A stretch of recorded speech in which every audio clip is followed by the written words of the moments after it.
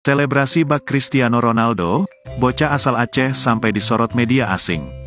Aksi permainan sepak bola beberapa bocah di Aceh tersebut terekam dalam sebuah video dan viral di media sosial.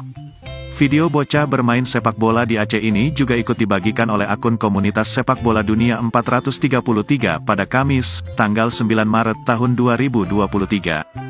433 adalah salah satu komunitas olahraga sosial terbesar di dunia, salah satunya dunia sepak bola. Mereka juga menulis keterangan dalam postingan yang dibagikan oleh akun Instagram 433 mengenai bocah bermain sepak bola di Aceh. Karena berhasil mencetak gol sontak, sang bocah tersebut berlari dan melompat layaknya bintang sepak bola dunia setelah berhasil memberikan serangannya. Menurut penelusuran tribungayo.com, aksi permainan bola para bocah di Aceh ini merupakan video milik Uni_Chef yang dibagikan di akun Instagramnya pada Rabu, tanggal 8 Maret tahun 2023.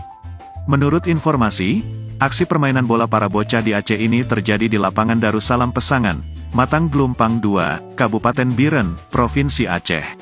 Selain itu, postingan video bocah di Aceh pada akun 433 dibanjiri komentar dari warganet Indonesia. Banyak warganet Indonesia yang bangga karena video anak Indonesia masuk dalam komunitas olahraga terbesar di dunia.